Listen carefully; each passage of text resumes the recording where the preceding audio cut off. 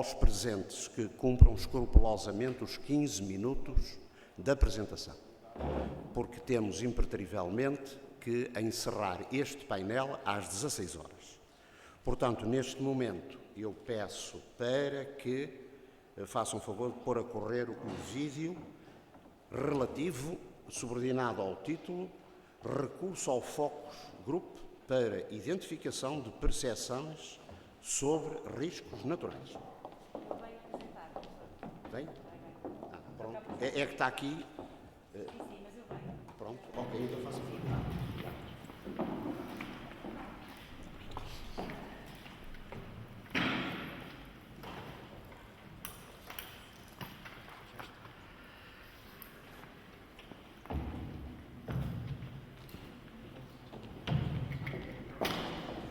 Boa tarde a todos.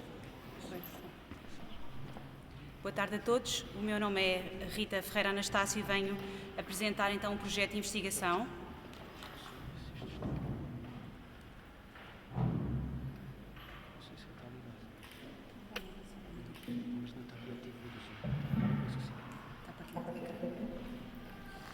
Boa tarde novamente.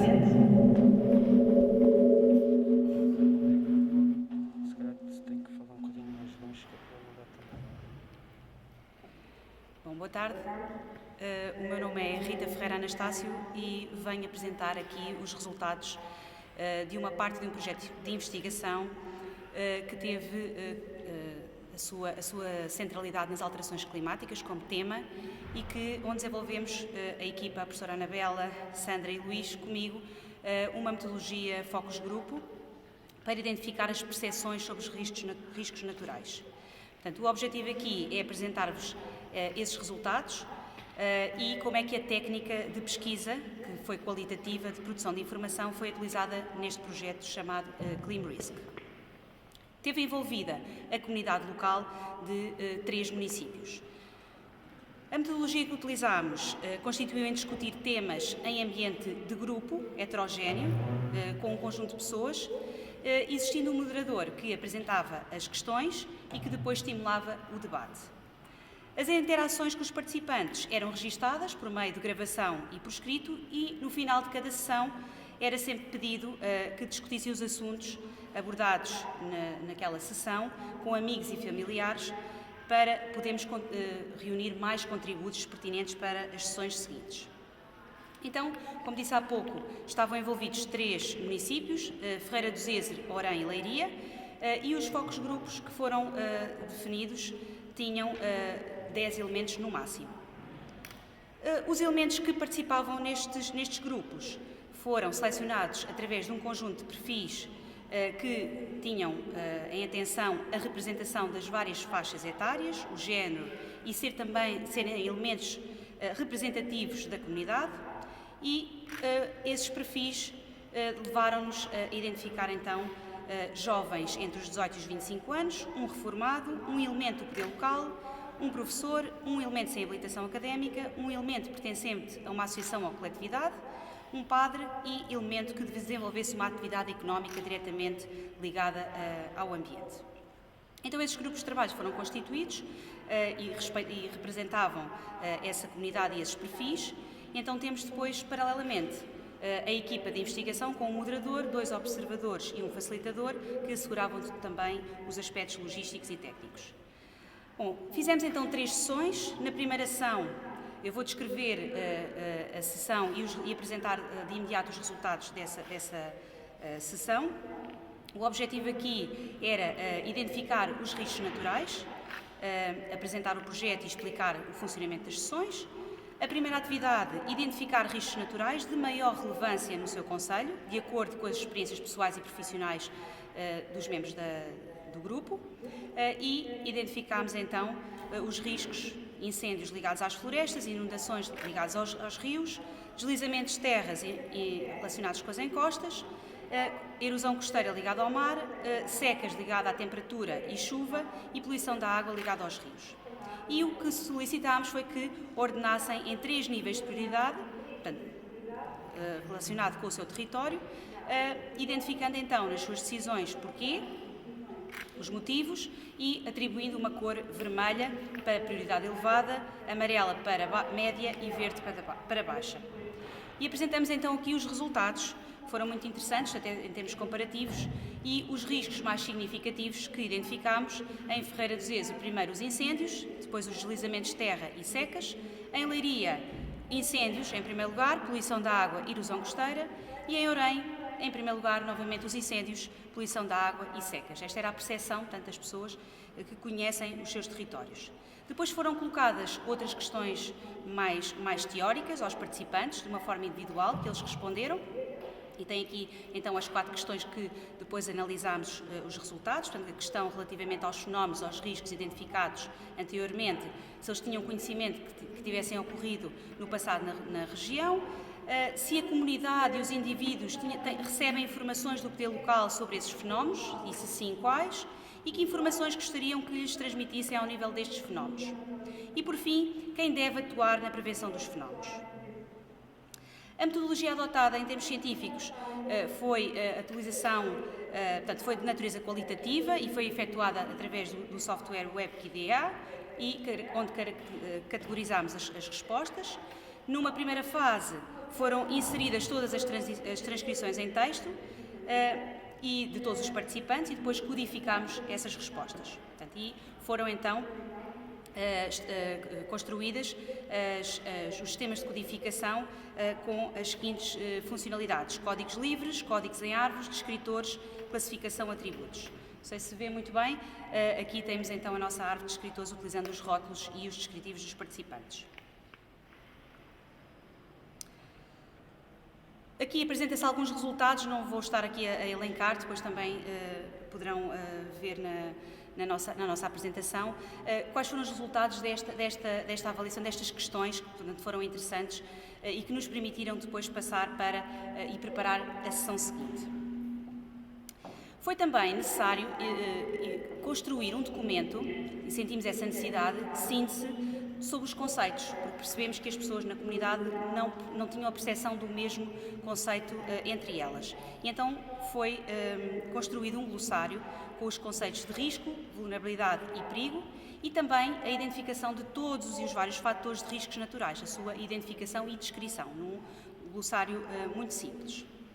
A segunda sessão, fizemos então a interpretação temporal e espacial dos cenários climáticos, portanto aqui entramos numa área já mais das alterações climáticas e fizemos e desenvolvemos atividades sobre o clima, portanto, que são modelos de clima, cenários climáticos, tentámos passar essa informação, dividimos o grupo em equipas, distribuímos por cada equipa um risco mais relevante, que foi o resultado da sessão anterior, e foram distribuídas informações gráficas e mapas temáticos que representavam as várias variáveis biofísicas relativas a cada município.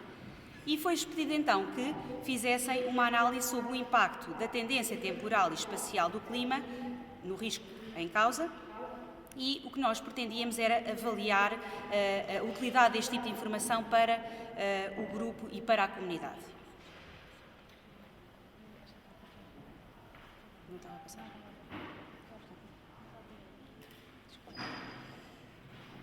A primeira atividade, então, passou por fazermos uma análise temporal dos dados da temperatura e precipitação, com base na informação distribuída, e o objetivo é que cada equipa fizesse uma análise sobre a tendência temporal do clima no risco em causa. Portanto, foram, então, distribuídas estas informações e todos os registros da conclusão dos grupos foram feitas numa ficha de trabalho que foi desenvolvida para o efeito.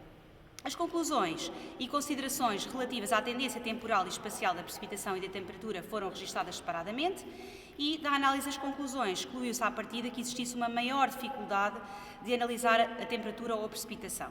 Podemos então concluir que são independentes da variável estudada, as conclusões, e o facto de existirem riscos comuns aos diferentes municípios permitiu verificar que as conclusões também foram independentes dos riscos analisados. Verificámos também, de modo generalizado, uma maior dificuldade na interpretação da informação em gráfico. A leitura do gráfico parece exigir, tanto por parte dos participantes, um maior conhecimento por cada utilizador e isso também foi notório. Depois, a atividade seguinte passou por fazer a análise espacial dos dados do clima, com base em informação geográfica, mapas temáticos que foram distribuídos, com as variáveis biofísicas, e houve uma reflexão sobre a interação do clima futuro e as características do seu município. Também foram registadas as conclusões numa ficha de trabalho. Verificámos então, com esta análise, que foi muito mais fácil de realizar, portanto, os participantes estavam mais familiarizados com este tipo de informação em forma de mapa, e o facto da informação estar relacionada com o seu conceito também foi determinante para uma melhor interpretação da tendência do risco, e porque existia também o conhecimento do território.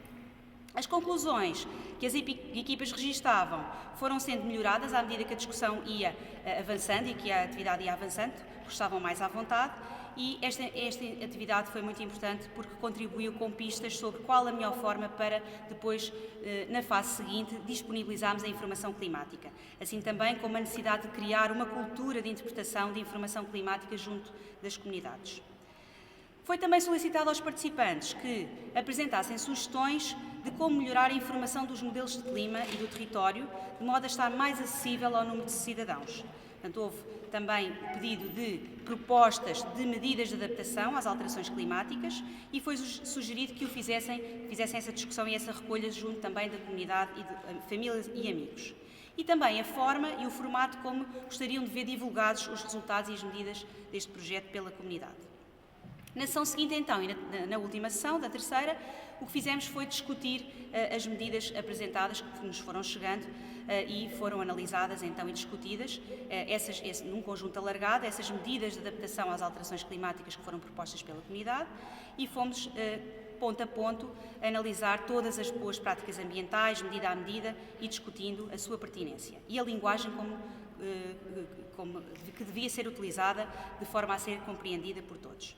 Então, o objetivo foi compilarmos essa informação num documento, que seria o veículo de informação útil para tornar as populações mais resilientes ao risco climático e também para contribuir para um aumento da consciência ambiental coletiva.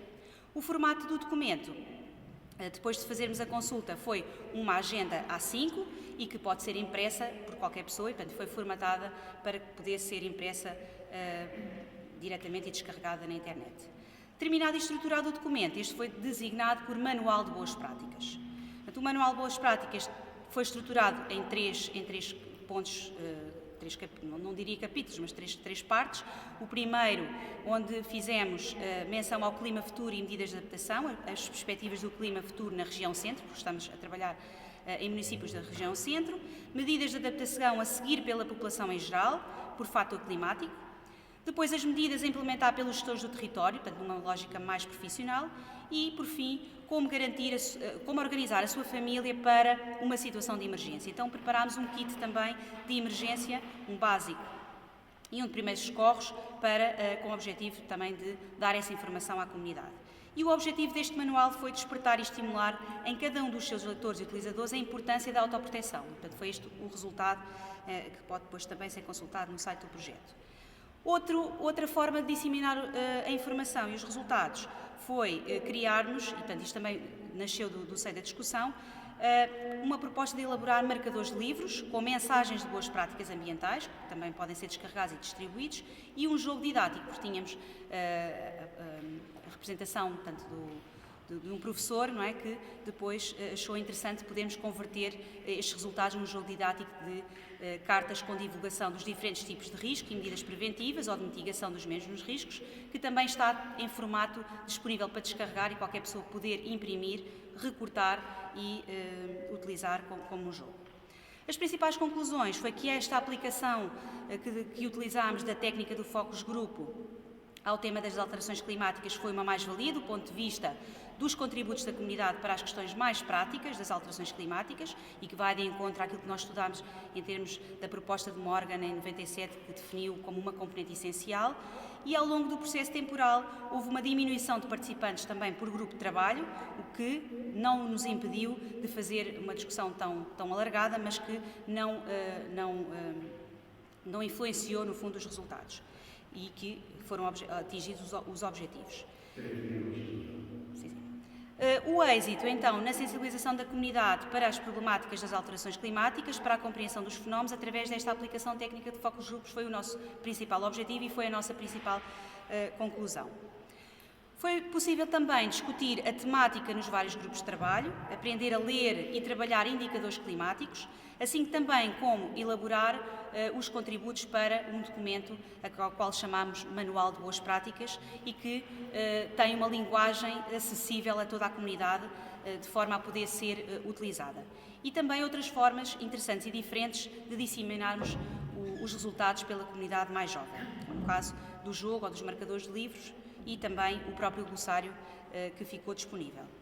2 aspectos a considerar em termos conclusivos do sucesso desta técnica do Focus Group foi o papel do moderador, portanto as sessões tinham um tempo inicial e um tempo final e portanto o debate tinha que ser controlado, e também a equipa e a composição do grupo. Portanto é fundamental termos uma amostra também da comunidade diversa para que haja ali se consiga medir as várias sensibilidades.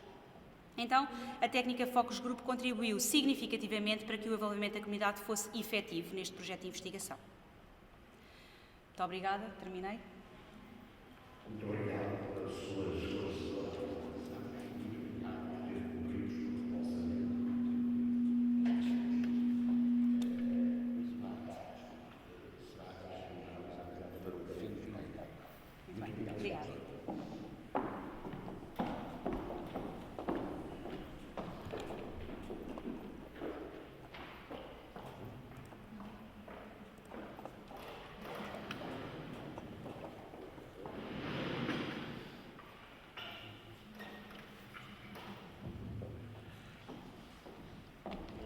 Vamos então agora apresentar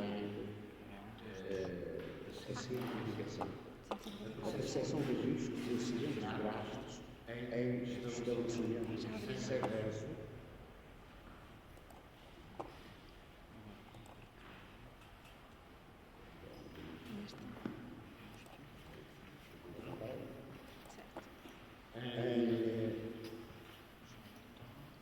Percepção de riscos de acidentes graves em estabelecimentos severos, refinarias.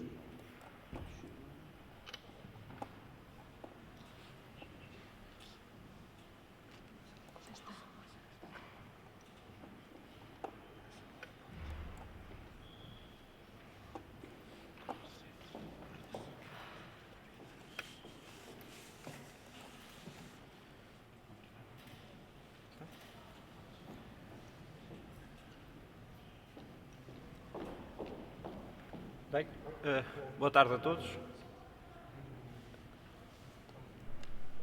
Boa tarde a todos. O meu nome é Miguel Sousa.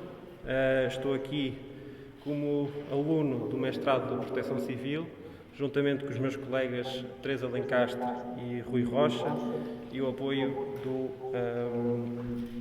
do professor Bruno Martins.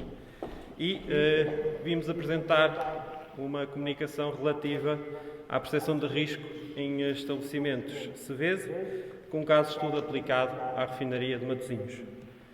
Bem, em termos de objetivos, o que nós tentamos foi aferir a percepção do risco por parte da população da área metropolitana do Porto, face, primeiramente, aos riscos tecnológicos que eles identificam e, depois, entender, a partir dessa percepção, quais seriam as entidades consideradas mais importantes para a sensibilização e para a alerta e recuperação em caso de acidente.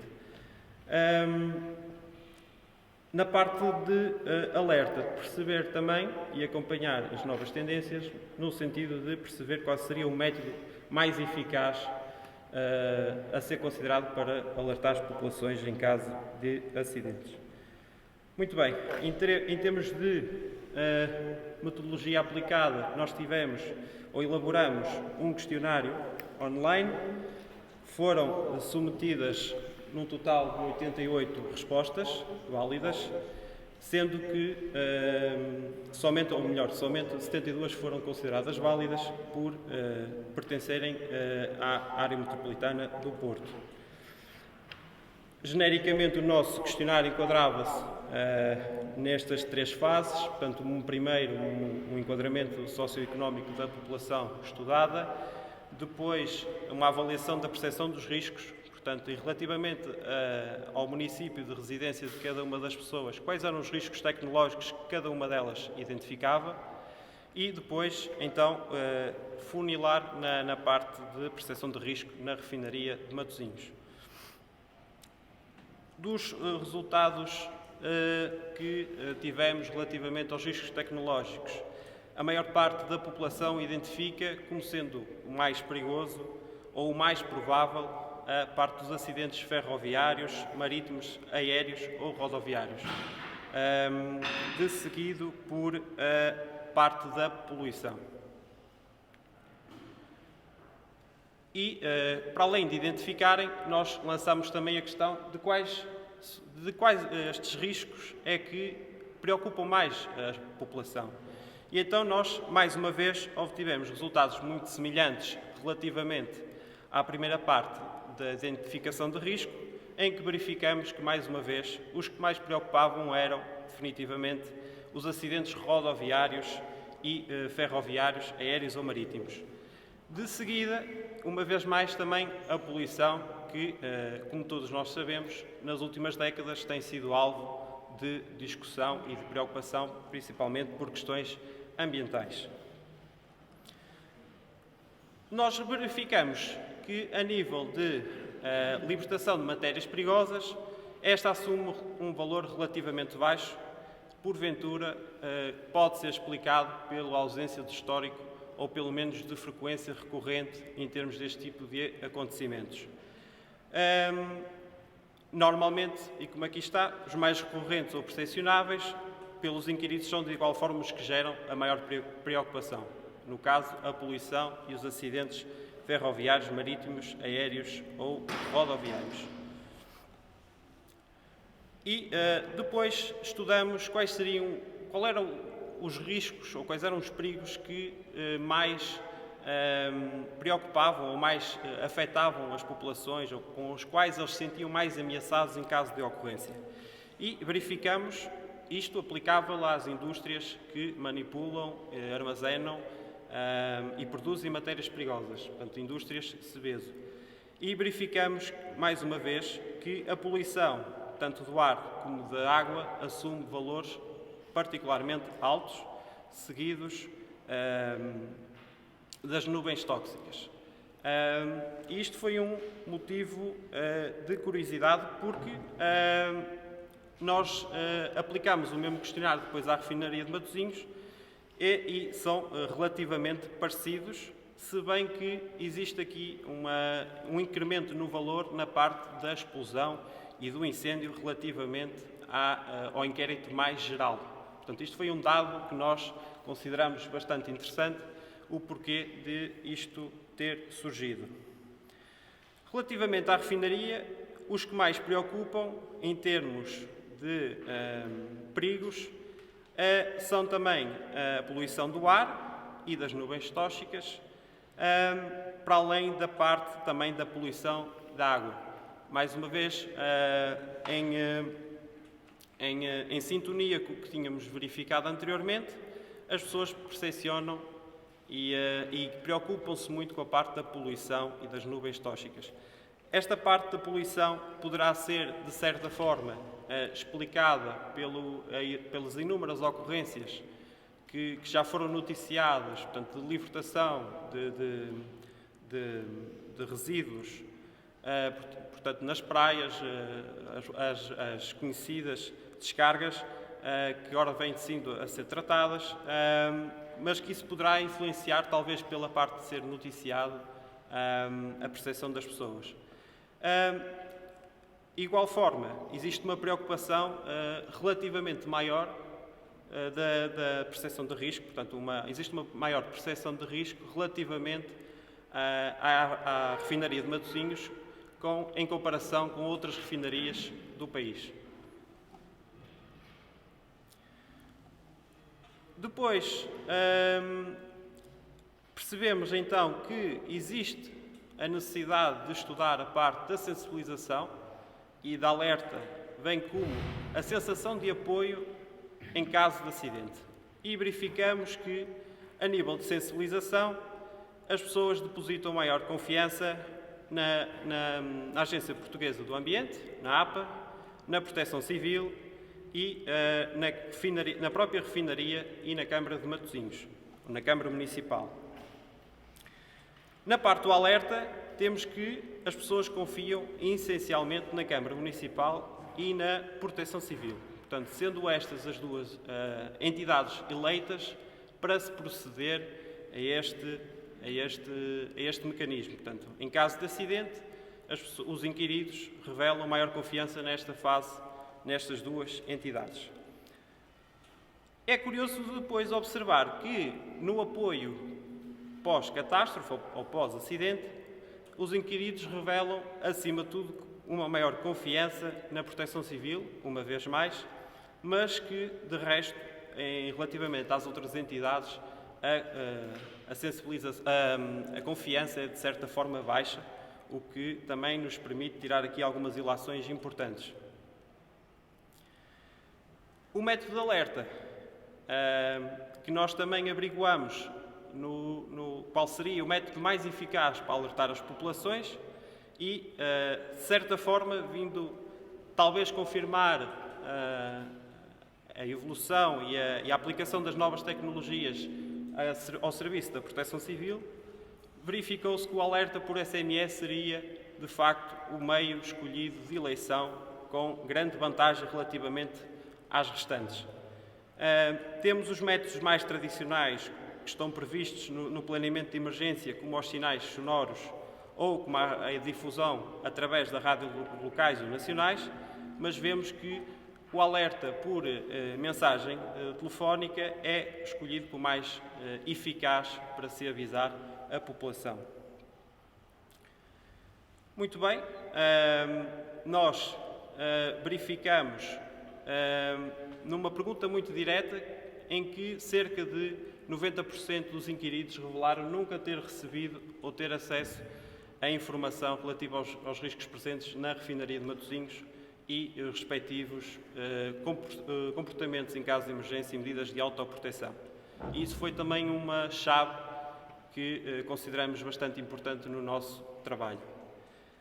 Para além de, apesar desta confiança, da sensibilização, verificamos que os valores são relativamente baixos e que, de tal forma, isto permite também tirar aqui algumas conclusões para o futuro.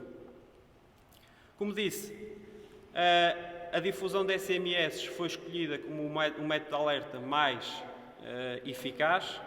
Poderá, de alguma forma, validar a solução encontrada pela Autoridade Nacional de Emergência e Proteção Civil, que já utiliza este método quando estamos em situações de alta perigosidade de incêndios rurais e verificamos também que o apoio após o acidente é percepcionado de uma forma muito genérica como sendo baixo, ou seja, as pessoas têm a sensação de que após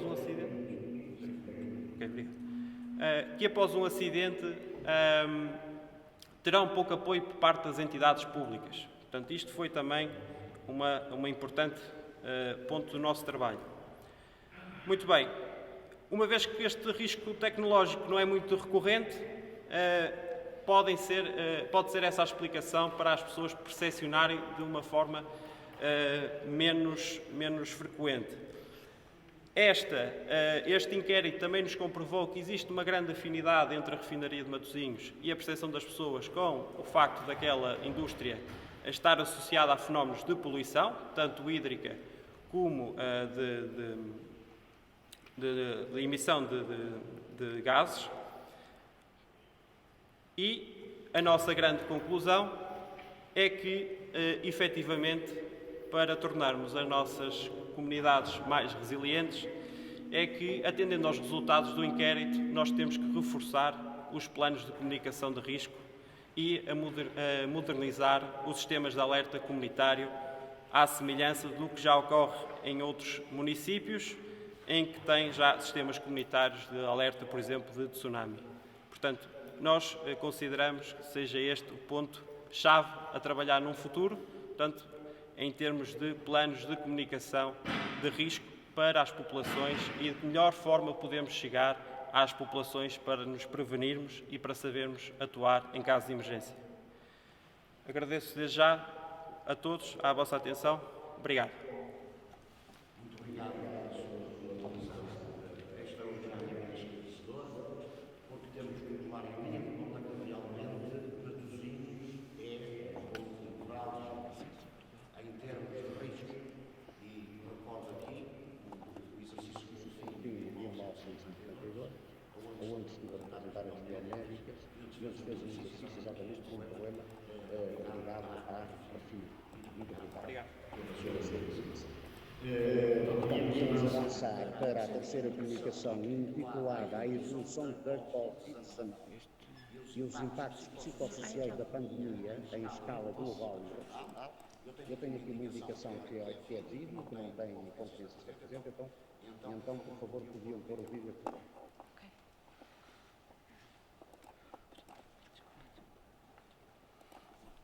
Olha, isto é assim. Onde é que está o vídeo? 186 está aqui.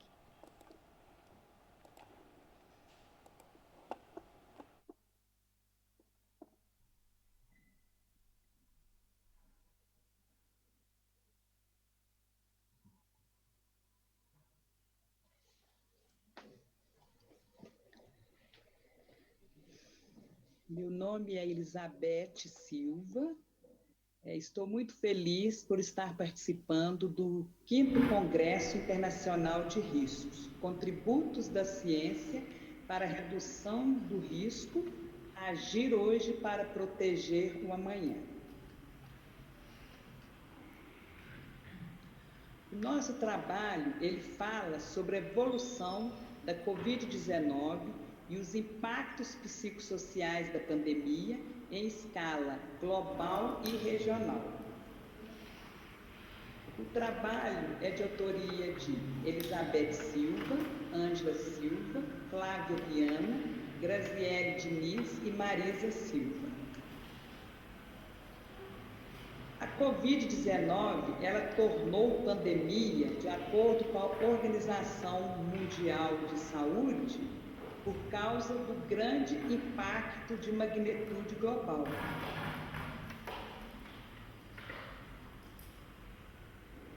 Nós vimos uma relevância em desenvolver um estudo deste cenário com a documentação das repercussões relacionadas à pandemia na expectativa do surgimento de estratégias de combate aos agravos e prevenção aos riscos relacionados à evolução no Brasil e no mundo. Este gráfico, ele mostra o grau de relevância da doença no mundo, o que nos trouxe essa expectativa para esse trabalho. Os objetivos é apresentar os resultados da coleta de dados relacionada à evolução da Covid-19 e analisar os impactos sociais relacionados com a pandemia do Covid-19. A metodologia que nós usamos foi uma análise comparativa dos boletins epidemiológicos, instituições governamentais e plataformas de revistas científicas. Para Crepaldi, o coronavírus tem sido uma grave crise sanitária, com vários danos psicológicos. Segundo Erik Erikson, a formação psicossocial do indivíduo está baseada na relação que este mantém com a sociedade para o desenvolvimento da sua psique. O risco de transmissão do vírus associado com o isolamento social gerou impactos psicossociais. As doenças, elas estão relacionadas com os fatores biológicos fatores psicológicos e fatores sociais. As doenças, depressão, ansiedade, tendência ao suicídio, estresse e uso de substâncias tóxicas, elas estão relacionadas com o contexto social. Dados da Organização Mundial da Saúde revelam que na China, 50% dos profissionais da saúde relataram depressão, 45% ansiedade e 34% sono. No Canadá, 47% dos profissionais de saúde relataram necessidade de suporte psicológico para os profissionais. Na Itália e na Espanha, os pais relataram dificuldades de concentração, irritabilidade, inquietação e nervosismo nos filhos. No Reino Unido, jovens que já fazem tratamento de saúde mental, 32% relataram piora na saúde mental. No Canadá, a população entre 15 a 49 anos, 32% relataram um aumento no consumo do álcool. No Reino Unido, ligações para a linha direta nacional de abusos aumentaram 65%. No Brasil, o aumento dos casos de feminicídio cresceram 300% no estado do Acre, 166,2% no estado do Maranhão e 150% no estado do Mato Grosso. Na Austrália, os pedidos de ajuda aumentaram 40%. E em Chipre, o aumento de chamadas foi mais de 30%. Na França, a violência nas mulheres e nas meninas, durante o lockdown, teve um aumento de 30%. Na Argentina, 25%. Em Chipre, 30%. Singapura, 33%.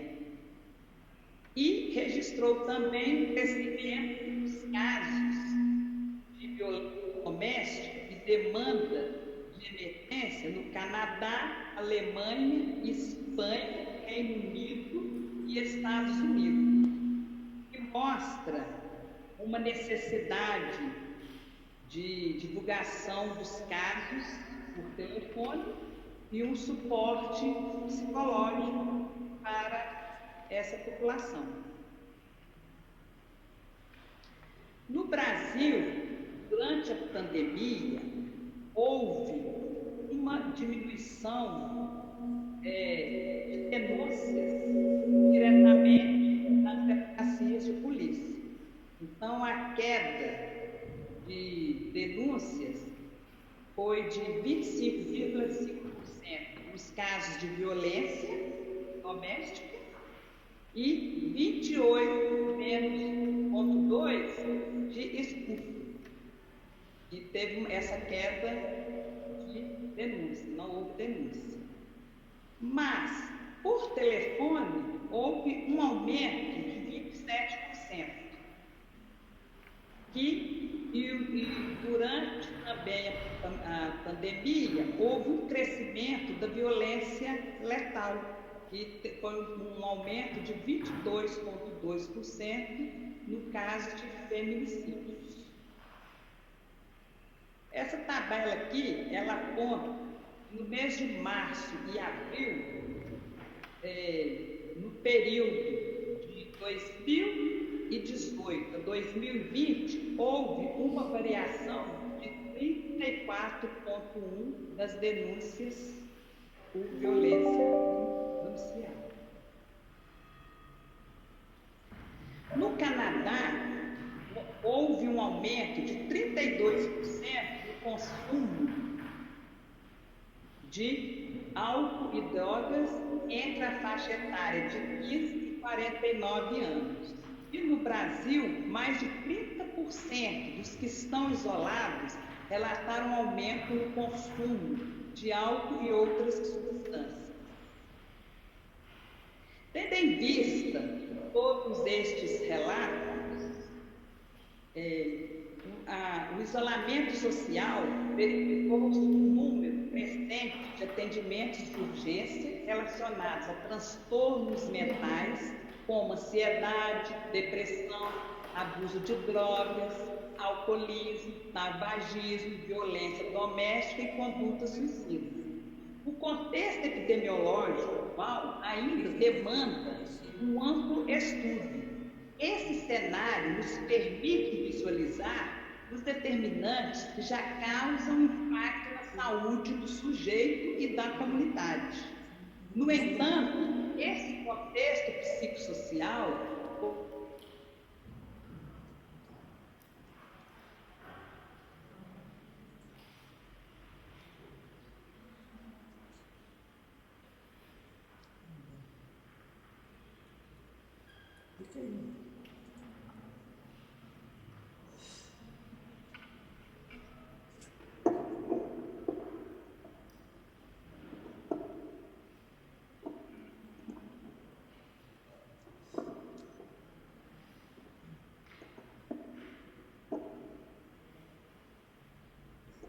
essa população. No Brasil, durante a pandemia, houve uma diminuição de denúncias diretamente nas delegacias de polícia. Então, a queda de denúncias foi de 25,5% nos casos de violência doméstica e 28,2% de estupro. E teve essa queda de denúncia, não houve denúncia. Mas, por telefone, houve um aumento de 27%. E durante também a pandemia, houve um crescimento da violência letal, que foi um aumento de 22,2% no caso de feminicídios. Essa tabela aqui, ela aponta que no mês de março e abril, no período de 2018 a 2020, houve uma variação de 34,1% das denúncias de violência domiciliar. No Canadá, houve um aumento de 32% no consumo de álcool e drogas entre a faixa etária de 15 e 49 anos. E no Brasil, mais de 30% dos que estão isolados relataram aumento no consumo de álcool e outras substâncias. Tendo em vista todos estes relatos, o isolamento social verificou-se um número crescente de atendimentos de urgência relacionados a transtornos mentais, como ansiedade, depressão, abuso de drogas, alcoolismo, tabagismo, violência doméstica e conduta suicida. O contexto epidemiológico atual ainda demanda um amplo estudo. Esse cenário nos permite visualizar os determinantes que já causam impacto na saúde do sujeito e da comunidade. No entanto, esse contexto psicossocial possibilita a criação de metodologias para o enfrentamento dos efeitos negativos relacionados à pandemia. Aqui está a bibliografia que nós usamos neste trabalho. Muito obrigada. Muito obrigado também. Foi efetivamente um trabalho interessante. Escolarizou não só no Brasil, mas também a outras áreas, nós sabemos, a outros continentes, e vamos continuar intitulada, no próxima comunicação, Percepção face ao Covid-19 pela população da área metropolitana do Rio. Não sei como está lá. Vai ser online. É uma informação que não está presente. Será também uma apresentação online.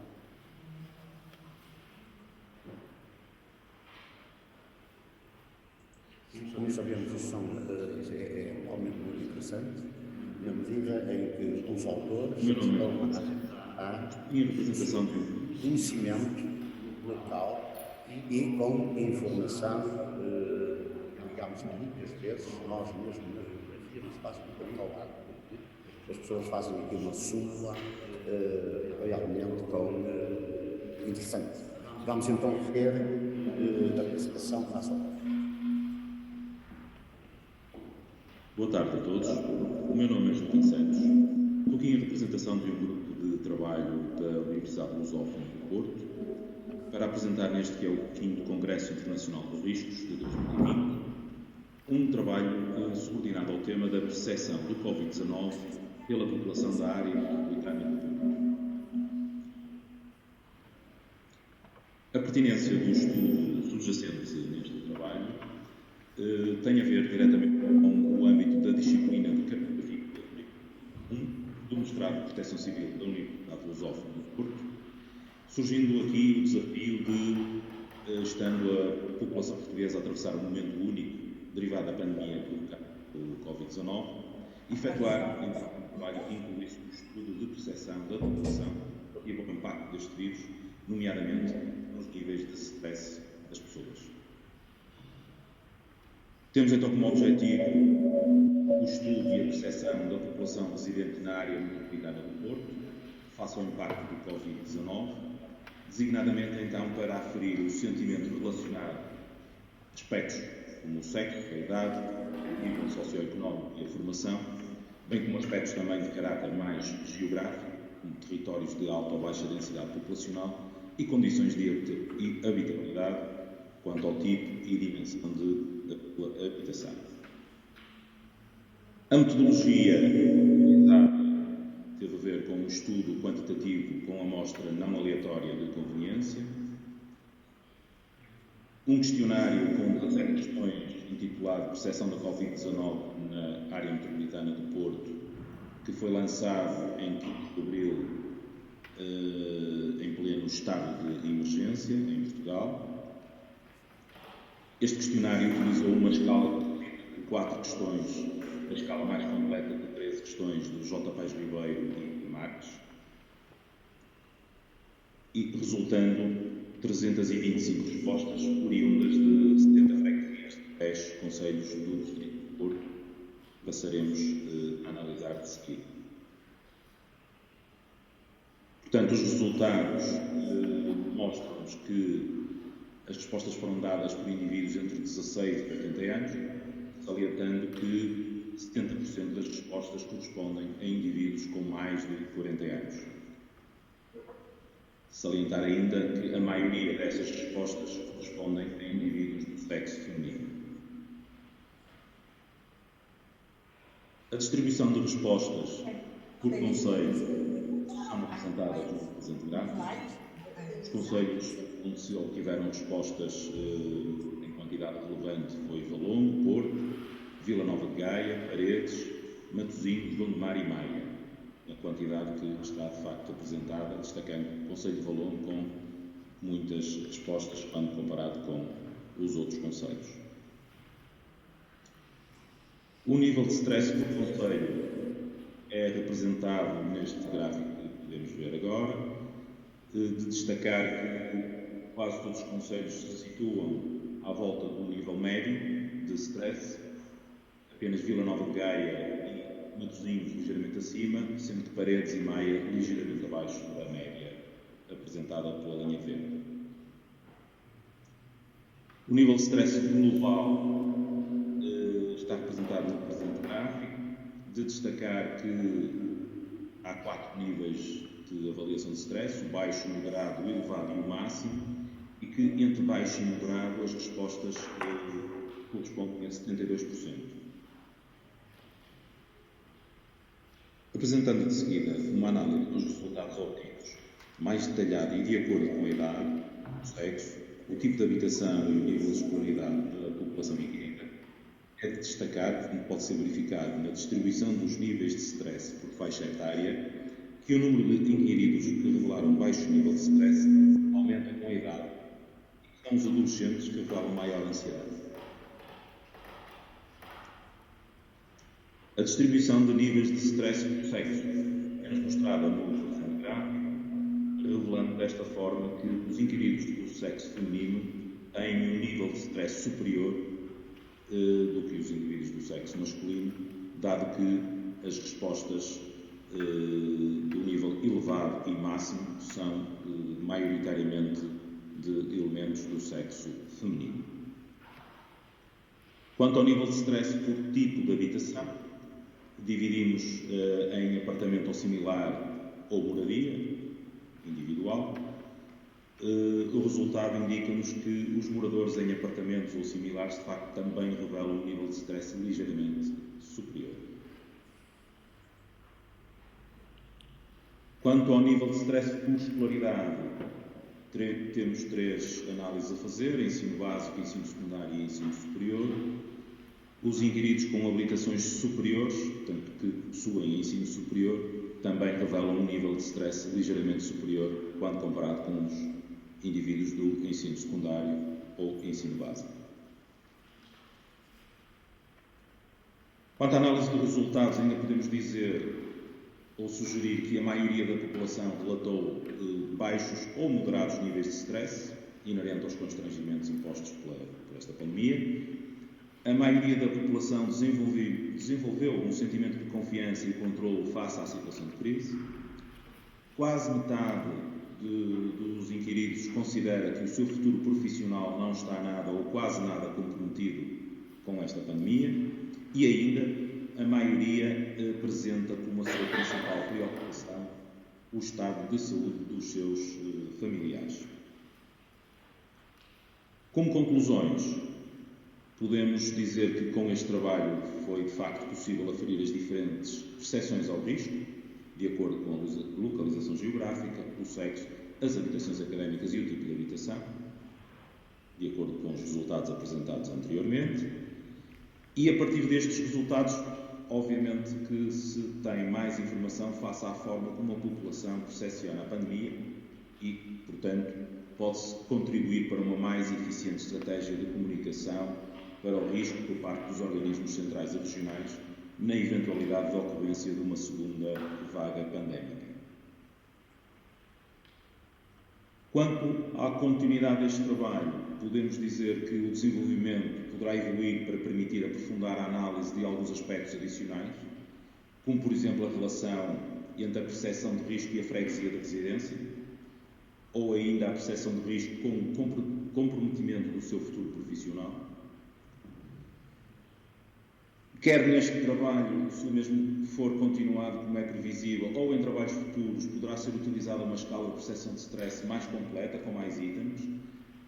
Como referido anteriormente, a escala foi reduzida de 4 itens, ela poderá ir até 13, permitindo uma análise mais fina dos resultados. E como consequência deste trabalho, poderá também ser equacionada a possibilidade de se realizar um novo questionário semelhante, dirigido à mesma população-alvo, e comparar os resultados obtidos num período de tempo determinado. Por exemplo, emitir um questionário semelhante dentro de um ano ou, por exemplo, fora do período pandémico e comparar assim os resultados obtidos nos 2 estudos. Muito obrigado. Coloco-me à disposição para alguma questão. Muito obrigado nós pela apresentação, por este trabalho, que realmente é muito interessante e, sobretudo, chama-nos aqui a atenção para que muitas vezes nós só temos a informação oficial. E a informação oficial pauta-se por uma política oficial. Este tipo de trabalho são fundamentais, porque além de se localizarem em áreas muito específicas, e, portanto, geograficamente bem localizado, com problemas muito diferentes de uns locais para outros. São trabalhos de alto mérito e, sobretudo, muito interesse para se ter uma percepção global de tudo aquilo que se passa no país. Vamos então continuar e a indicação que eu tenho aqui é uma comunicação sobre a análise do risco da inclusão da malária em Moçambique, tomando em consideração a variável precipitação no ano 2019. Faça favor. Quero dizer-lhes que os problemas da malária são problemas. Eu sou um velho delegado de saúde, antigo delegado de saúde, comecei a minha vida como delegado de saúde e tinha sobre a minha orientação um posto de tratamento anti-malária. E tínhamos muita gente que tinha, na altura, as pessoas que não vinham do trabalho, mesmo antigos combatentes nossos, e, portanto, nós fomos obrigados muitas vezes a tratar doentes muito tempo com a oxalfina, a cloroquina, depois está com hidroxicloroquina. E, portanto, estes problemas, tanto a malária e outras situações desta natureza, são realmente muito importantes e temos que agradecer às pessoas que se dedicam a este estudo. E este é interessante porque tem aqui esta inclusão da malária no sangue, uma redução variável de precipitação no ano de 2019.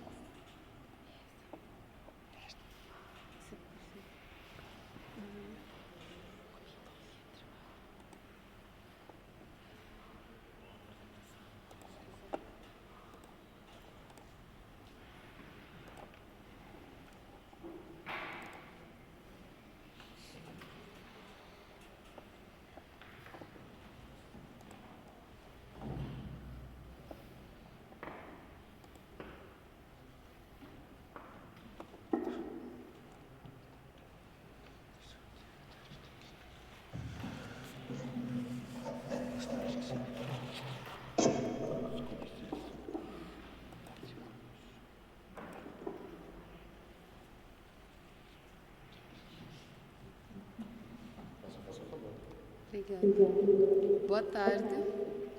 Eu vou fazer a apresentação do trabalho Análise da correlação entre os casos da malária e a precipitação em Moçambique no ano de 2019. Os autores deste trabalho são Lúcio, Elia Célia, que sou eu,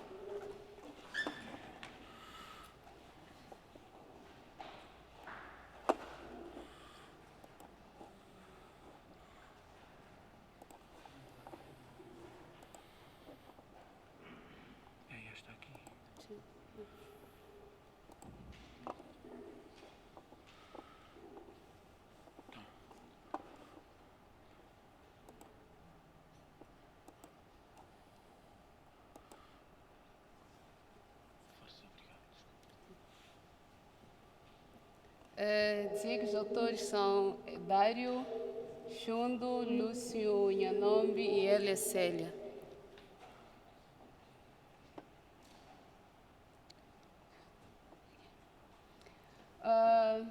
Tomando em consideração que Moçambique situa-se numa região tropical, em termos climáticos, o país apresenta condições propícias para o desenvolvimento do mosquito, não é? Então, apresenta condições propícias para a existência de altos índices de malária, considerando que o período de precipitações intensas, não é? Calha com o período de altas temperaturas e isso condiciona ou favorece o desenvolvimento do mosquito. Moçambique é considerado um dos países mais afetados e que mais casos de malária registra na África. E em 2014 foi o terceiro país que mais registrou casos de malária, de acordo com a Organização Mundial da Saúde. Para a realização deste trabalho, nós recorremos ao SIG. Usamos várias técnicas para análise espacial da distribuição da doença e fazendo a correlação com a precipitação. foram utilizados dados referentes à previsão climática de 3 meses, outubro, novembro e dezembro. No que refere à precipitação do ano de 2019, nas principais capitais provinciais de Moçambique. Estes dados foram obtidos através da pesquisa no site da SARCOF, que é um conselho que faz a análise das condições climáticas na África Austral. Então, faz previsão das precipitações, também que é um elemento climático, em 3 meses. Isso é uma previsão trimestral. Então, nós usamos esses dados.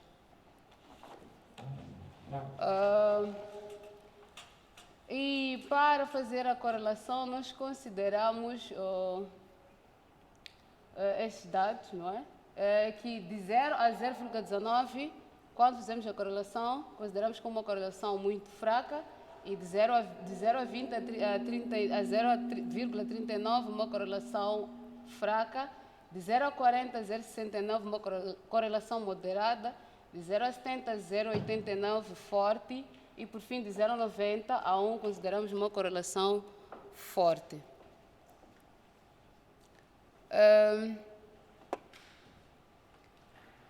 Estes são os mapas.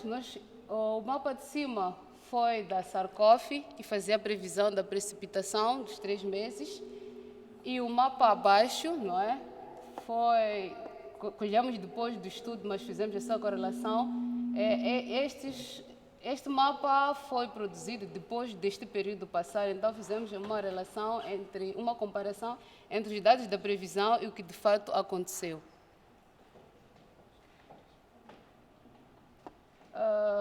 Em termos de localização geográfica, eu já tinha me referido que Moçambique situa-se na África Austral, faz fronteira com a Tanzânia, Zimbábue, África do Sul e a Suazilândia.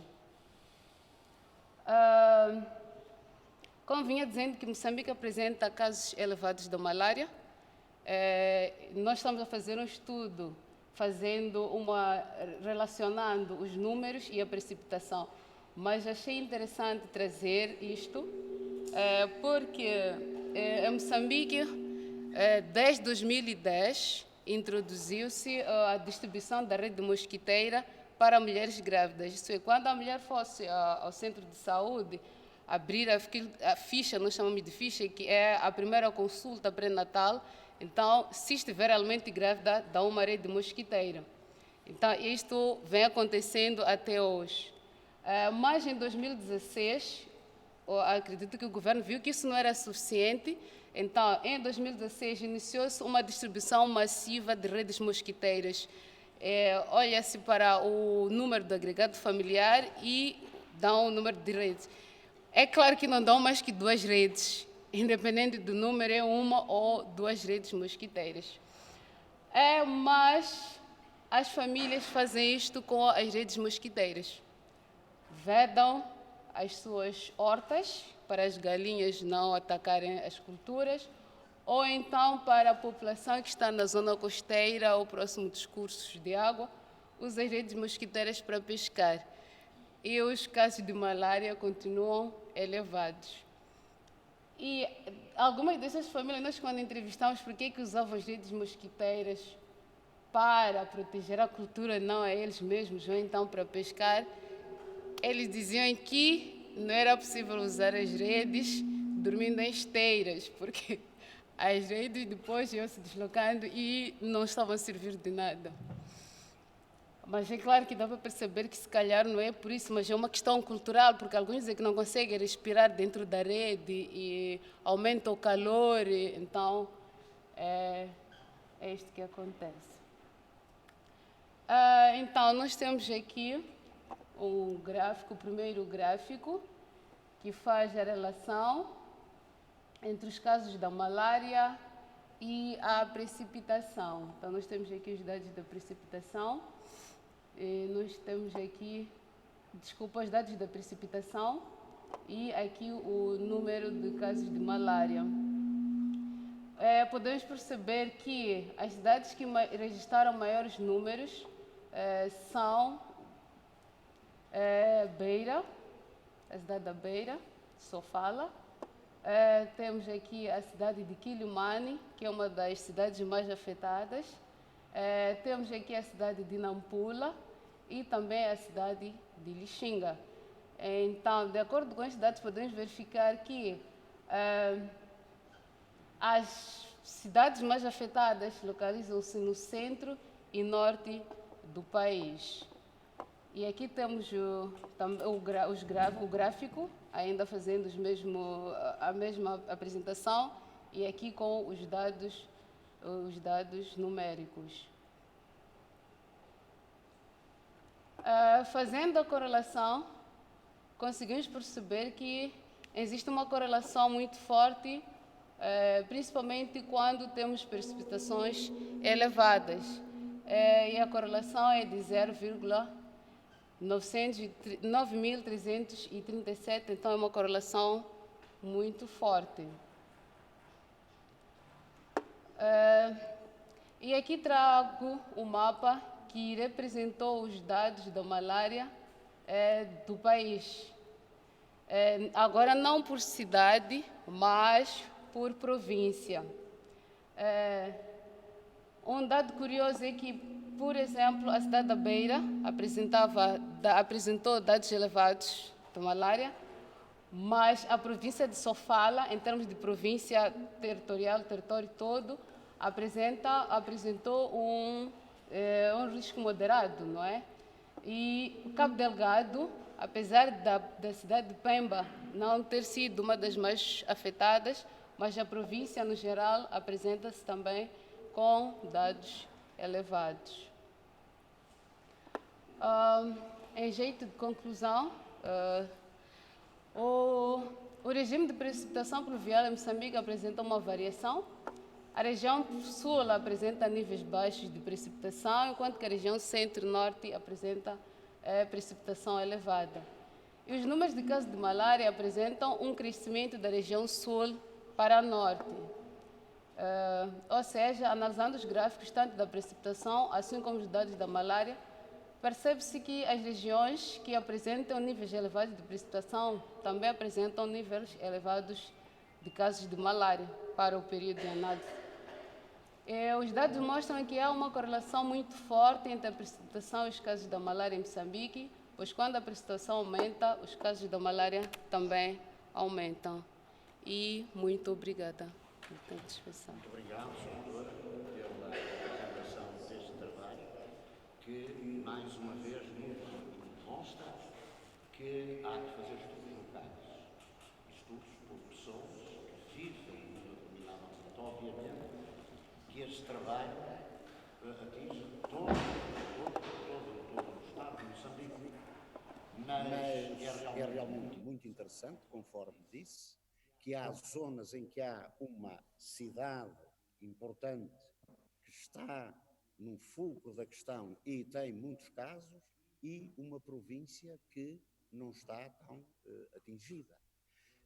Portanto, este tipo de trabalho, e mais uma vez muito obrigado, é muito esclarecedor e, sobretudo, serve para chamar a atenção das autoridades para as pessoas que vão ao terreno e que estudam os casos no terreno, como o caso da rede, sabemos que muitas vezes, em termos de medidas profiláticas, as medidas são tomadas em gabinetes e não são tomadas no terreno.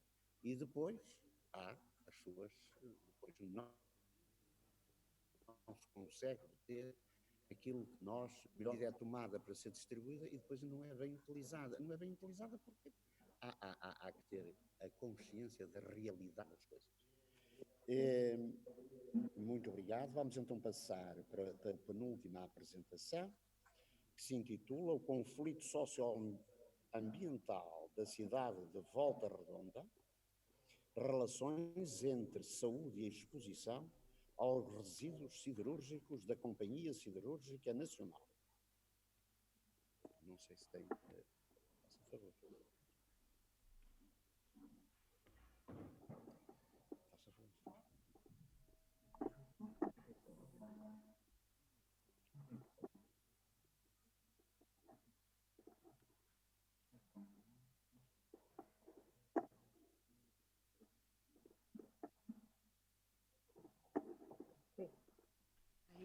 mudando o slide, é só aqui, né?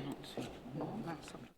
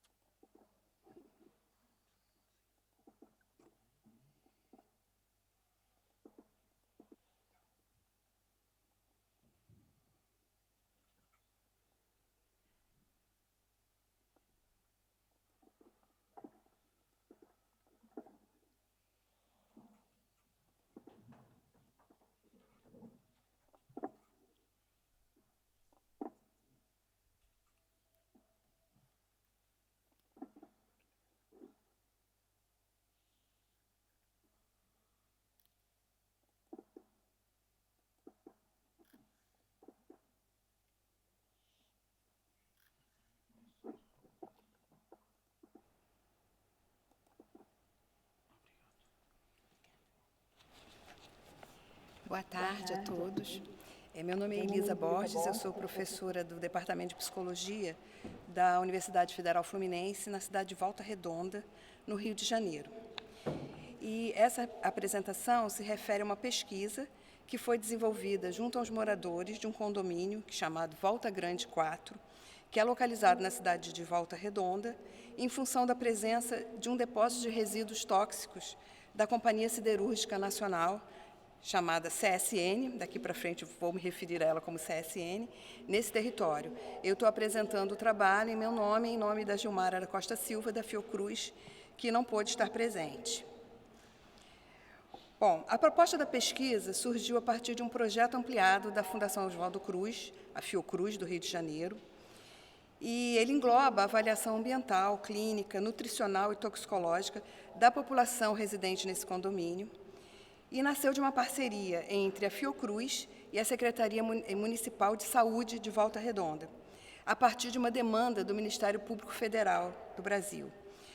O pedido do Ministério Público se deu em função de uma ação civil pública, a partir da qual foi identificada a necessidade da análise do depósito de resíduos da CSN e de seus potenciais efeitos à saúde. E a Fiocruz, então, ficou encarregada de fazer esse estudo. A parte da pesquisa que eu vou apresentar aqui se refere à dimensão psicossocial, se debruça em questões que dizem respeito à experiência, aos modos de andar a vida, à compreensão sobre os riscos socioambientais das pessoas que estão expostas nesse condomínio. Volta Redonda é uma cidade de aproximadamente 260 mil habitantes, muito conhecida a partir da Companhia Siderúrgica Nacional, a CSN, que foi instalada na cidade em 1941. A CSN marcou o início do processo de industrialização no Brasil. E podemos dizer que toda a população de Volta Redonda, ainda hoje, possui, direta ou indiretamente, uma forte ligação com a siderúrgica, porque a empresa contribuiu de maneira fundamental para a construção da cidade. Volta Redonda é uma cidade que vive em função da CSN, que é tida no imaginário social dos habitantes como a grande mãe. E no Brasil ela é conhecida como a cidade do aço. Tudo lá, todas as ruas, as praças, até o time de futebol fazem menção à CSN, né, ao aço, né, da siderúrgica. Aqui eu trouxe para vocês uma foto do Google Maps, né, para mostrar para vocês o tamanho desse problema, né. Do lado de cá a gente vê o condomínio, Volta Grande 4, e aqui a parte cinza é a montanha de escórias, né? A escória são os refugos do aço, é o que sobra, a parte imprestável do aço, que é então descartada nessa montanha. Vocês podem ver que a montanha, ela é em extensão, ela é maior do que o condomínio, e em altura ela é muito maior, ela tem 20 metros de altura nesse momento. É assustador. A primeira vez que eu fui lá, eu fiquei muito assustada. E esses resíduos eles estão muito próximos das casas, das escolas, das praças, dos lugares de circulação dos moradores em geral, né, desse condomínio.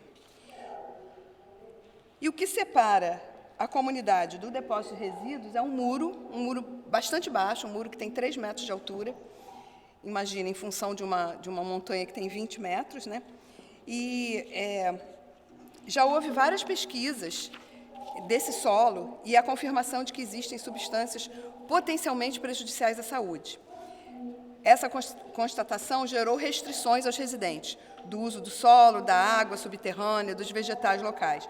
Então, aqui a gente pode ver aqui uma parte do condomínio e aqui as placas que a CSN foi obrigada a colocar e que dizem o seguinte: área com recomendação de restrições de uso, potencial risco à saúde em caso de cultivo de vegetais, uso de água de poços e escavações.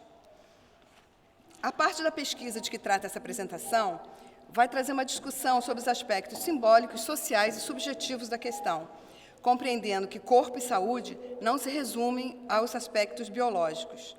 Para além da grande polêmica e das controvérsias sobre a contaminação e a toxicidade dos materiais depositados a céu aberto, existem medos, inseguranças, angústias e sofrimentos que afetam a vida e a saúde da população local.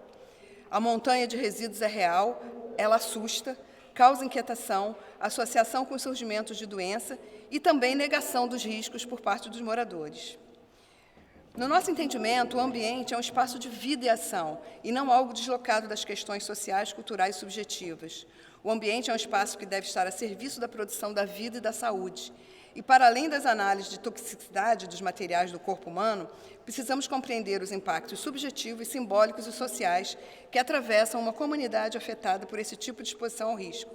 E essa compreensão só é possível a partir da escuta e do reconhecimento do protagonismo das pessoas afetadas na análise e a produção de conhecimento sobre essa vida vivida, né, essa vida vivida em risco. A pesquisa buscou compreender de que forma a convivência com os resíduos afeta os modos de andar a vida dos moradores do condomínio em questão, a partir do ponto de vista deles mesmos. Foram investigadas as relações e as escolhas da comunidade de Volta Grande 4, que, em parte, ainda é operária da CSN.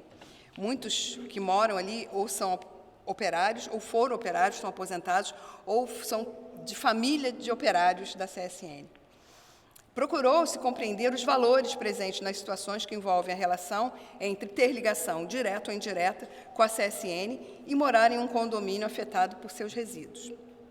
Dentre as questões que nortearam a pesquisa estiveram: como são percebidos os riscos dos resíduos siderúrgicos pelos moradores do condomínio? De que maneira essa situação afeta suas ações cotidianas, seus modos de andar a vida? Como são produzidos e compartilhados na comunidade os conhecimentos sobre os resíduos siderúrgicos e os seus riscos à saúde? Como relacionam os riscos dos resíduos com o processo saúde e doença na comunidade? Quais as expectativas, medos e angústias em relação aos riscos dos resíduos? Como se dá a relação entre a CSN e os moradores a partir do ponto de vista deles? E a relação com os outros atores sociais? Como referenciais teóricos, nós partimos do campo da saúde coletiva e compondo com esta a saúde do trabalhador, para pensar as relações entre saúde, trabalho, produção e ambiente. Nos aproximamos também da perspectiva de Jorge Canguilhem, para pensarmos a saúde como a capacidade normativa de novos modos de andar a vida, e a doença como a perda ou a diminuição dessa capacidade. Ou ainda a presença, como diz o Canguilhem, né, do sentimento de vida contrariada, de vida impedida. Além disso, nós balizamos nossa discussão a partir das contribuições da ecologia política, com os conhecimentos produzidos a respeito dos conflitos socioambientais e do que se denominou justiça ambiental. Também da ecologia dos saberes de Boaventura de Souza Santos e das contribuições de Milton Santos para pensar o território. Como metodologia, na fase de exploração, nós fizemos todo um trabalho de conhecimento do território, andando pelo condomínio, indo nas casas, conversando com as pessoas, tomando cafezinho com elas, fazendo entrevistas, reuniões, audiências, participando das audiências do Ministério Público, nas assembleias de movimentos sociais, enfim, conhecendo todos os atores envolvidos. Depois que fizemos as rodas de conversa sobre saúde, território e trabalho, que é uma ideia que vem da ergologia, como eu falei antes, que é o compartilhamento entre diferentes saberes, né, os saberes acadêmicos e os saberes da experiência, no sentido de produzir novos saberes. E o objetivo dessas rodas de conversa foi multiplicar os lugares de debate, criar um espaço de formação e desenvolvimento individual e coletivo a partir da co-construção de conhecimentos. Esses encontros foram realizados no período de março e dezembro de 2018, foram 5 encontros com 3 horas de duração cada um. Bom, algumas análises primeiras, né? As primeiras se referem aos atores e a sua relação com o território. Primeiro, o Ministério Público, que é visto pelos representantes da comissão, né, dos voluntários, da comissão de voluntariado do condomínio, como uma conquista da comunidade, o fato de terem conseguido essa ação pública a nível federal, o envolvimento da Fiocruz, mas, por outro lado, a maior preocupação dos moradores é que eles, ao final dessa ação pública, eles terem que abandonar suas casas, né, ao final do processo, terem que sair das suas casas. A relação com a Comissão de Voluntariados do Volta Grande 4, que é uma comissão que se formou para tratar dessa questão, os moradores, de uma maneira geral, não têm muito conhecimento da atuação e da composição da comissão e se interrogam sobre a questão dos interesses político-partidários na sua trajetória de luta, né?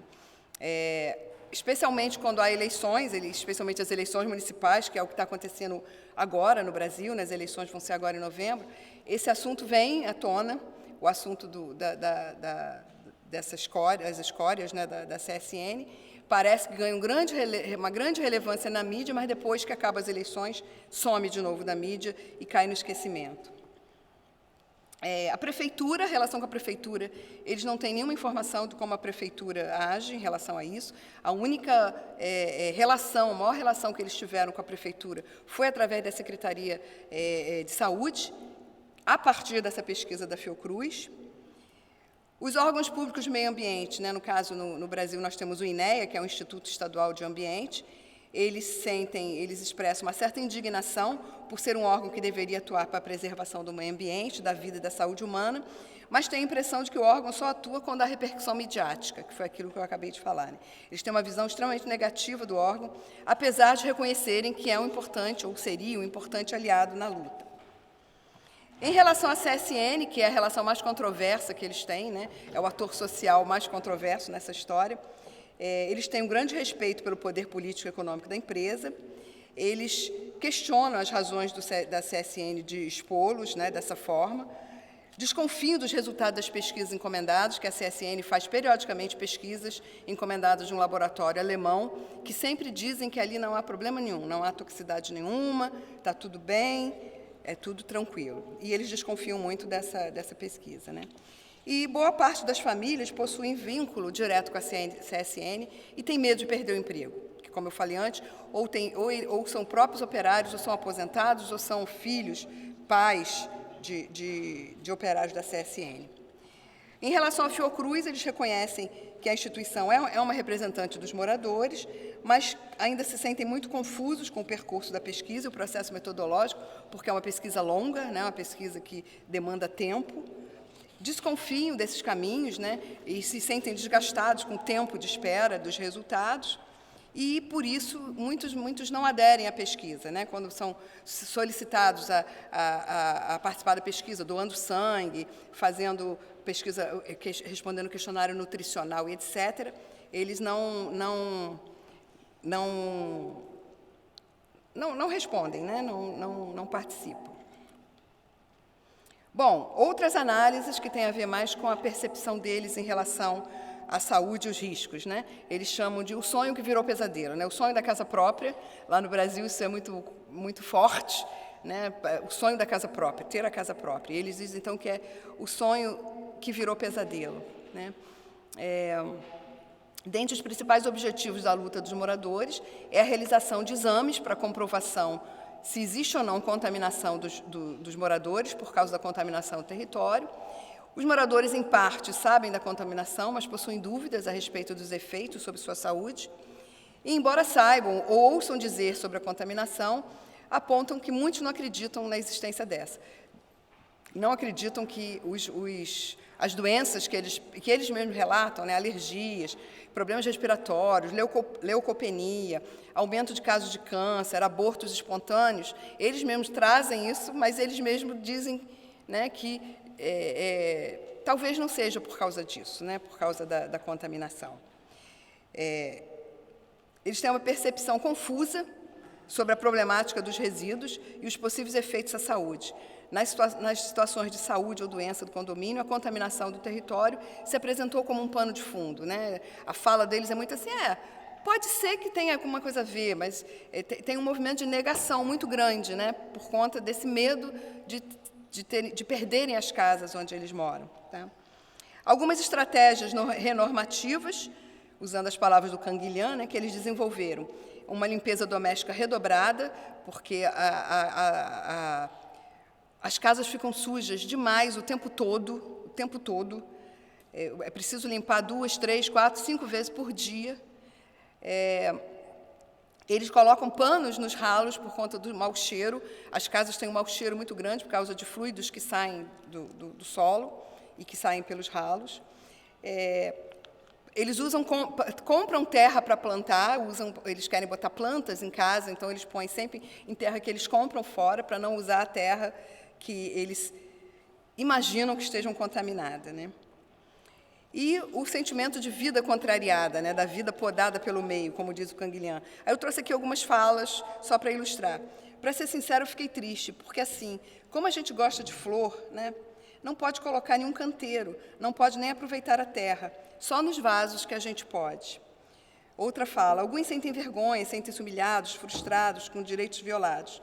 E a fala mais reveladora de tudo isso é: eu comprei uma casa própria e vivo um pesadelo hoje, né? Porque não posso vender meu imóvel, porque está desvalorizado. Tentei vender, ele falou, para que você vai vender seu imóvel se você mora em cima do lixão?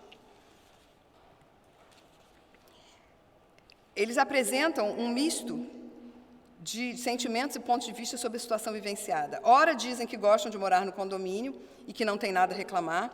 Ora sinalizam as imposições do meio e as limitações de vida e preocupações com a saúde. E também falam de uma certa naturalização da poluição, né? Volta Redonda é assim mesmo, Volta Redonda é assim mesmo, é toda cheia de poeira.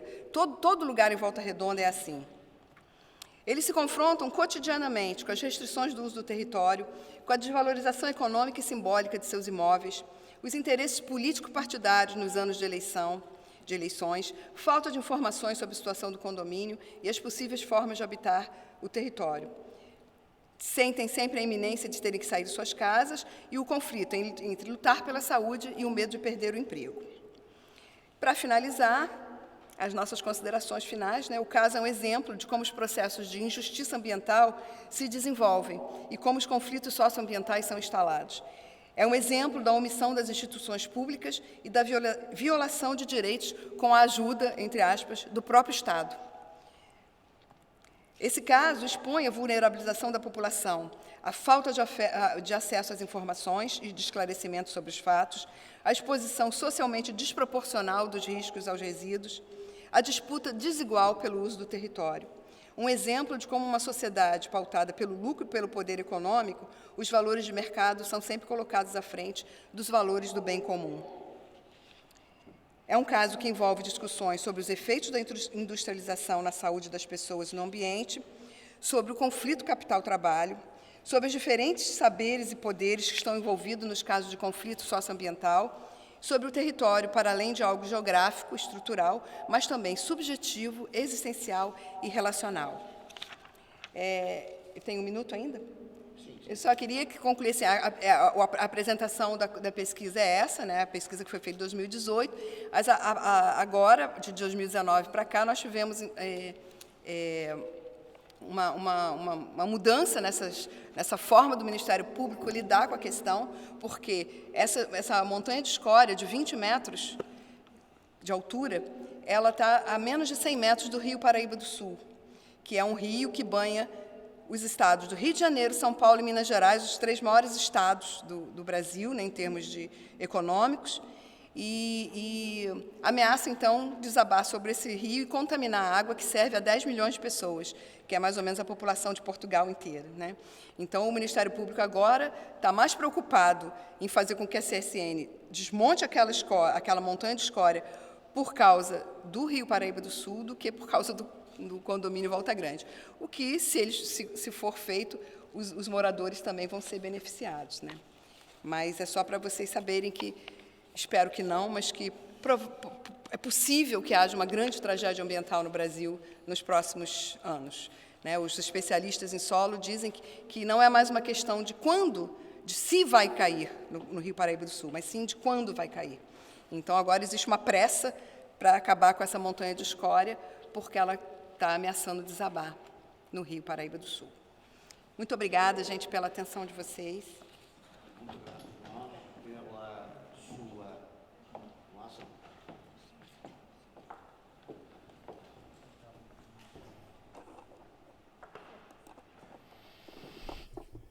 Muito obrigado, nós, pela sua, e gratos ficamos por essa sua comunicação. E eu estou a lembrar-me que, lamentavelmente, aqui em Portugal acontece o mesmo. Eu sou natural de São Pedro da Cova, teve uma indústria da extração mineira que poluiu aquela terra toda durante anos e anos, e ainda ultimamente, há alguns anos, fomos brindados por termos lá um cemitério de escória, aliás, que vinha até de outros lados e que foi lá depositado. E exatamente, São Pedro da Cova não tem 10 milhões de habitantes, obviamente, mas tem 20 e tal mil habitantes e muitos dos efluentes no subsolo sofreram a contaminação desse tipo de escória. Portanto, isto chama-nos a atenção para problemas que são transversais e para os quais todos nós devemos estar muito atentos. Vamos então encerrar este painel com a apresentação de um vídeo subordinado ao título A Segurança Alimentar e a Redução de Riscos de Desastres. Olá, meu nome é Amanda Alves Queiroga, eu sou mestranda do Programa de Pós-Graduação em Desenvolvimento e Meio Ambiente, PRODEMA, da UFPB, Universidade Federal da Paraíba, aqui na Paraíba, no Brasil. Esse trabalho foi feito em conjunto com a também mestranda do PRODEMA, UFPB, Maiane Barbalho da Luz, e com o nosso orientador, o professor doutor Amilcar José Almeida Filgueira. O título do nosso trabalho é a Segurança Alimentar e a Redução de Riscos de Desastres, RRD. Então, as mudanças climáticas, elas têm trazido vários desafios à população global. Né? Diversos desastres, a gente pode citar inundações, enchentes, eles têm acometido diversos locais, deixando grandes devastações, causando grandes perdas, tanto humanas quanto econômicas, tanto ambientais também, para a população mundial. Então, a gestão de risco a desastres relacionados com fenômenos naturais, normalmente ela é dada com mais enfoque, né, com maior visibilidade nas cidades, né, no ambiente urbano. Mas existe um setor que tem sido constantemente afetado por esses desastres e que é de fundamental importância para a manutenção da nossa vida, que é o setor da segurança alimentar. De acordo com um estudo feito entre os anos de 2003 e 2013, realizado pela Organização das Nações Unidas para a Alimentação e Agricultura, a FAO, dos impactos provenientes de um desastre, cerca de 22% é sobre o setor agrícola. Então, o desastre, quando ele acontece, ele interfere, ele impacta na infraestrutura associada, né, e transporte dos alimentos para os supermercados. Também afeta os cultivos, né, causando um impacto muito grande na renda de pequenos agricultores que dependem desses cultivos para a sua sobrevivência. E também afetam os preços dos alimentos, né, que eles se elevam, afetando a importação e também a exportação. Então, investir na gestão para a redução de riscos de desastres é também investir na segurança alimentar.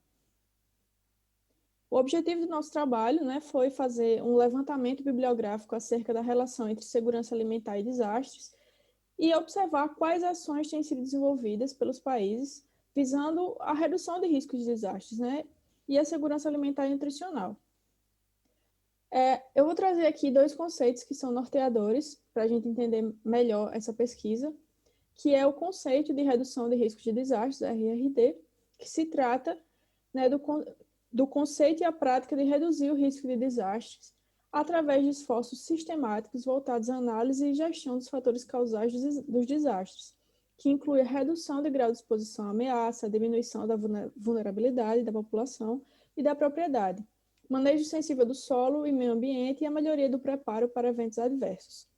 Outro conceito importante, né, a gente trouxe aqui, segundo a Lei Orgânica de Segurança Alimentar e Nutricional, é o da segurança alimentar, que é a realização do direito de todos ao acesso regular e permanente a alimentos de qualidade e em quantidade suficiente, sem comprometer o acesso a outras necessidades essenciais, tendo como base práticas alimentares promotoras de saúde, que respeitem a diversidade cultural e que sejam ambiental, cultural, econômica e socialmente sustentáveis.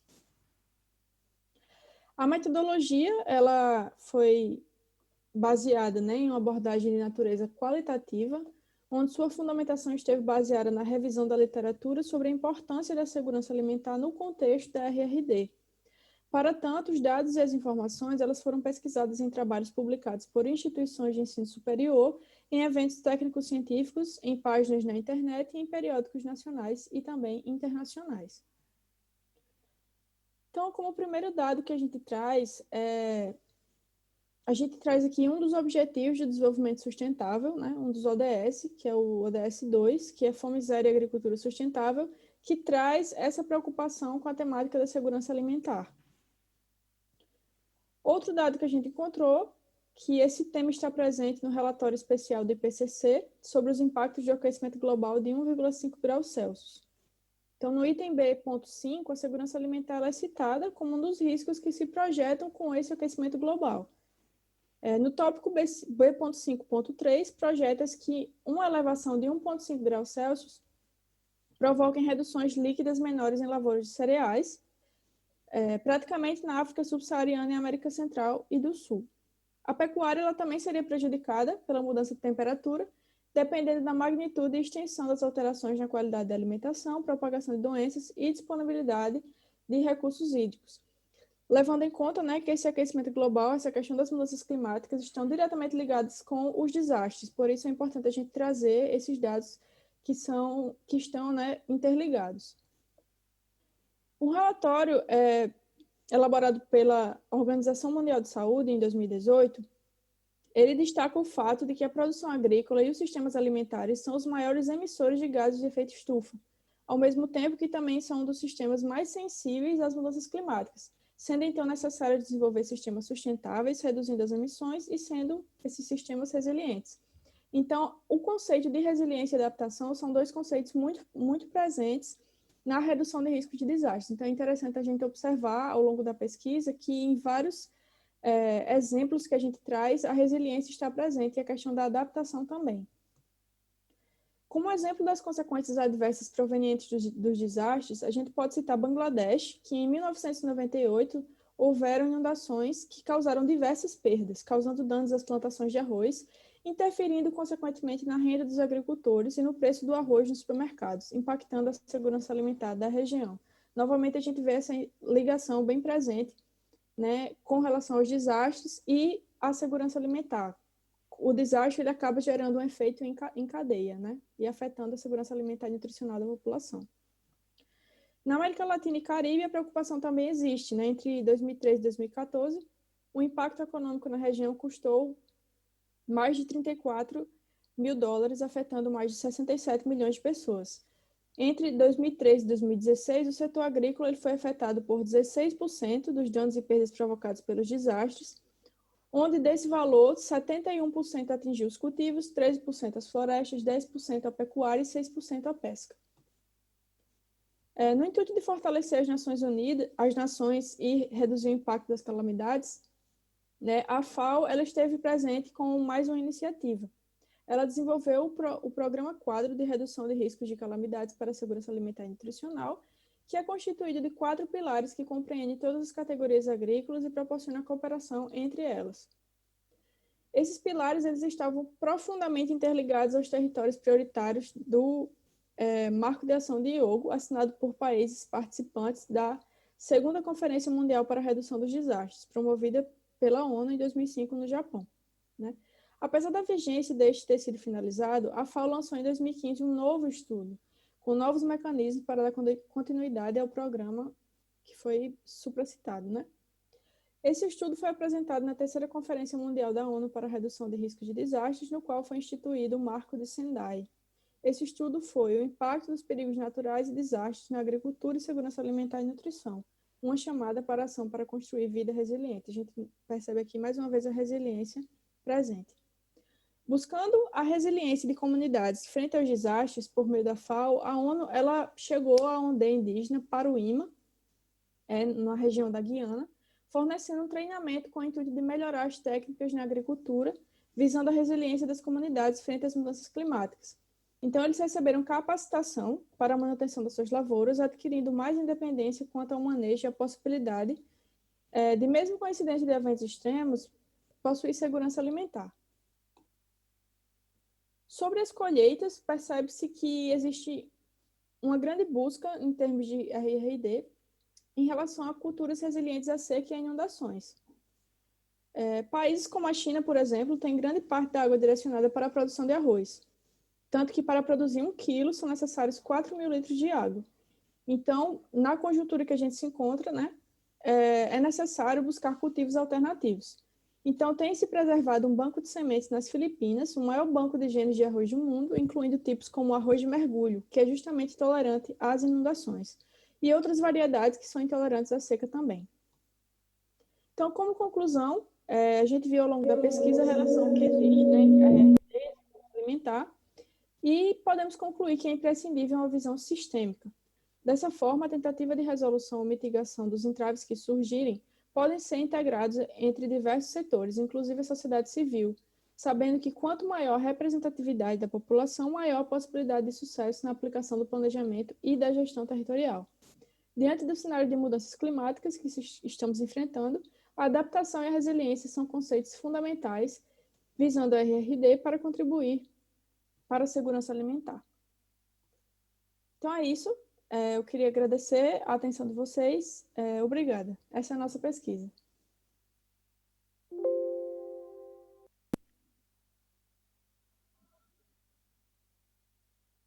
Tá bom. Ora, muito bem. Esta comunicação, conforme vimos, e dentro deste painel, é complementar de tudo aquilo que nós estávamos aqui a falar, e aquilo que vimos neste painel foi que as comunicações pautaram-se por uma grande hegemonia na preocupação das análises dos tipos de riscos major e as correspondentes afetações da população com influência profunda na saúde. Neste momento nós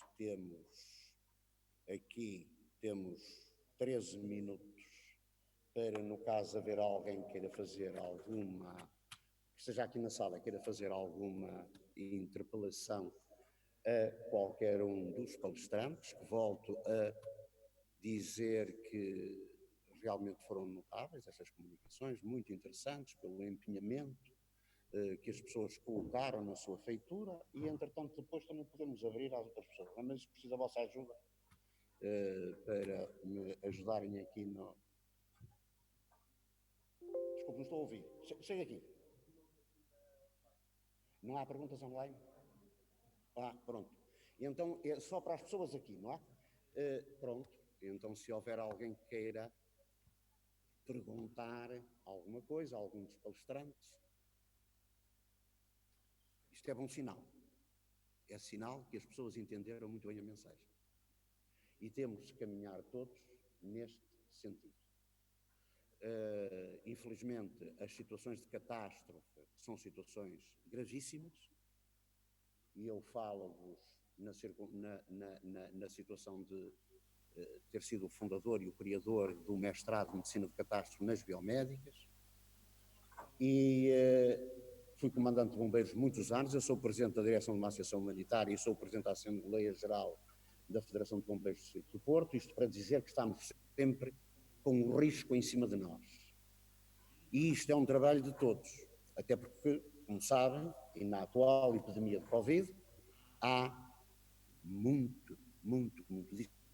muita coisa certa, mas também se diz muita asneira. A maior asneira que eu tenho ouvido até hoje, eu sou médico de formação, é que as pessoas não sabem a definição de vírus. As pessoas responsáveis, não estou a falar, ninguém é obrigado a saber. Agora, os responsáveis são obrigados a saber. Meus caríssimos amigos, alguma pergunta a fazer? Está tudo bem? Pronto, então vamos tomar um café. Não é? Ninguém quer perguntar nada? Olha, e mais uma vez, muito obrigado a todos por estarem aqui presentes. Realmente estas sessões assim como partilhadas e partilhadas assim com metade das pessoas em casa e outras metade aqui, mas pronto, é o que temos, é aquilo que nos obriga. Portanto, cá estamos nesta. Muito obrigado. Vamos então todos tomar qualquer coisa, aguardar agora o reinício. Eu penso que temos agora um intervalo até para não dizer as neiras, até às 4h30, não é? Temos meia hora de intervalo. Muito obrigado mais uma vez.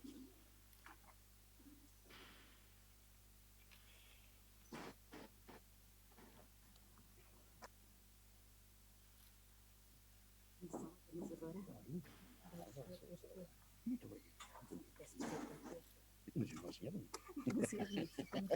Muito obrigado. Muito